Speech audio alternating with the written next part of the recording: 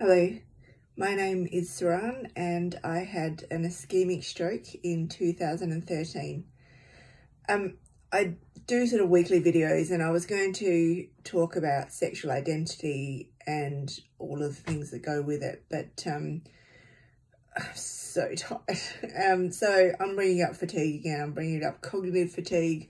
And, you know, I was explaining to some OT students last week that fatigue happens because the brain is damaged. So the brain's trying to work a whole lot harder than, you know, it usually would if it wasn't damaged.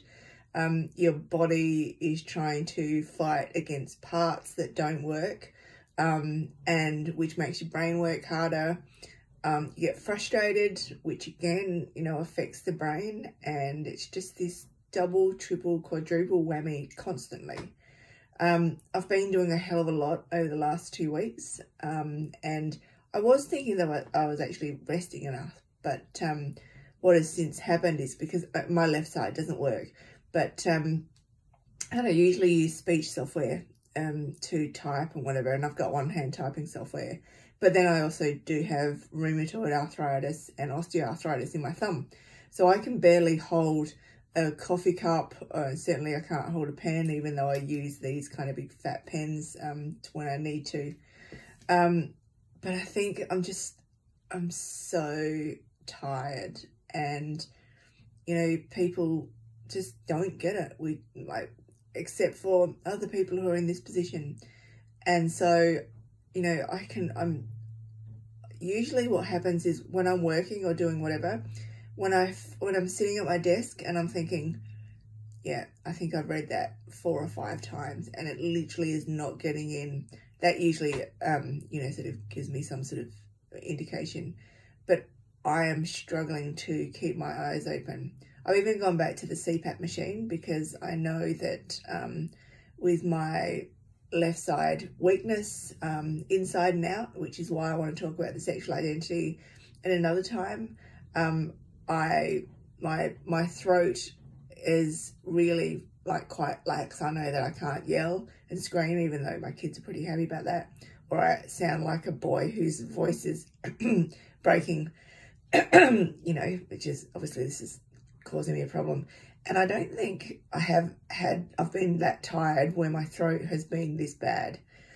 So again, it's that recognizing it, but you know, it's been a long weekend and I thought that was fine, but I've had a few emotional kind of things as well. So I think I've just been trying to physically not do as much, but it's the emotional thing as well. So when there's things that are happening emotionally that it's just kind of frustrating, I forget that really affects stuff as well. So I think I've recognized that